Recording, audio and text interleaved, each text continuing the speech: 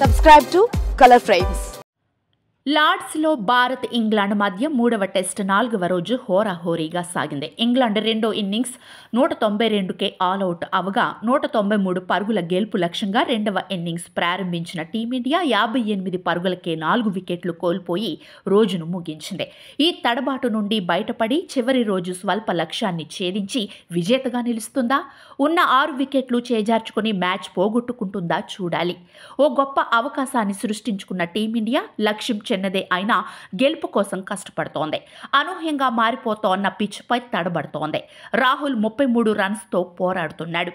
ఇంకా రిషబ్ పంత్ ఎలా ఆడతాడా అన్న దానిపై గెలుపు ఆధారపడి ఉంది. ఇంగ్లాండ్ కూడా 38 పరుగుల వ్యవధిలో చివరి 6 వికెట్లు చేజార్చుకుంది.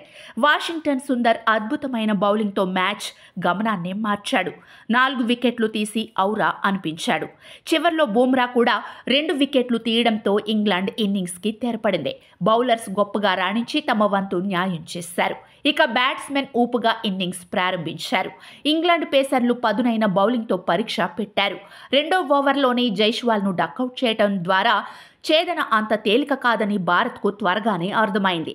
ఓ దశలో భారత్ 41-1తో కుదురుకున్నట్లే అనిపించింది. కానీ ఆ తర్వాత 17 పరుగుల వ్యవధిలోనే కరుణ్ నాయర్, గిల్, ఆకాష్ దీప్ వికెట్లు కోల్పోయి చిక్కుల్లో పడింది. ఇక చూద్దాం 5వ రోజు ఆట ఎటు మలుపు తిరుగుతోందో. ఇంగ్లాండ్ తొలి ఇన్నింగ్స్లో 387 పరుగులు చేయగా భారత్ సైతం తొలి ఇన్నింగ్స్లో 387 పరుగులు చేయడం విశేషం. ఇక రెండో ఇన్నింగ్స్లో ఇంగ్లాండ్ 192 పరుగులకు ఆల్అవుట్ కాగా రెండో ఇన్నింగ్స్ ప్రారంభించిన భారత్ జైస్వాల్ 0, రాహుల్ బ్యాటింగ్ 33, కరుణ్ నాయర్ 14, గిల్ 6, ఆకాష్ దీప్ 1 రన్ చేసి అవుట్ కాగా బౌలింగ్ విభాగంలో బుమ్రా 2 వికెట్లు, సిరాజ్ 2, నితీష్ కుమార్ రెడ్డి 1, ఆకాష్ దీప్ 1, జడేజా 0, వాషింగ్టన్ సుందర్ 4 వికెట్లు తీశారు.